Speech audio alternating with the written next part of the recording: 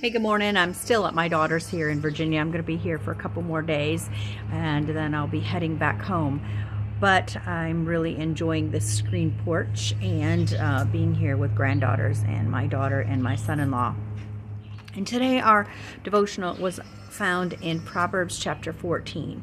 And the scripture that they chose for the devotional part, of course, is the whole chapter, but the key verse that they've chosen is the wise woman builds her house, but the foolish tears it down with her own hands. And so I personally went through the whole chapter and made a list that says wise and then foolish, because there are two types of individuals, not just women, but two types of individuals. There's a wise person and a foolish person. And I made a list throughout this chapter concerning the types of character and the types of actions and the types of attitudes and actions that a wise person would take in comparison to a foolish person.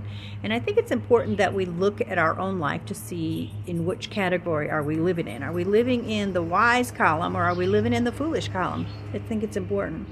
The whole chapter has a lot of verbs and action words, and so we need to think about and think about our actions and think about the types of things that we're doing in really define, and not only define but measure what is going to be the outcome of those actions.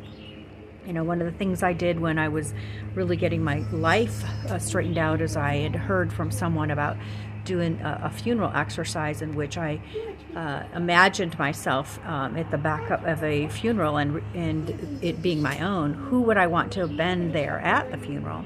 And what would I want them to say about my life? You know, that really gets down to the impact that you want to leave in the world. And so as I did that, I wrote out the things that I really wanted people to say and who I wanted to believe that I was important enough that they would make it to my service.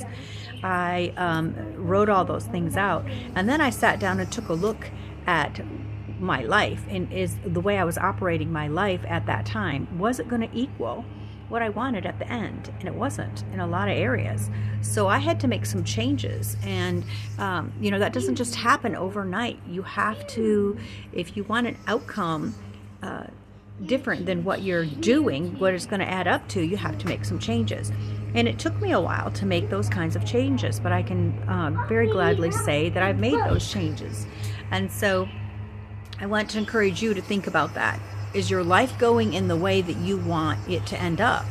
Are you going to be pleased after you pass on with the legacy that you left? And if you're not, go ahead and start making the changes now so that you'll have a lifetime of those kinds of things in your past. And so my granddaughter is out here making bubbles for me, and we're just enjoying our morning together.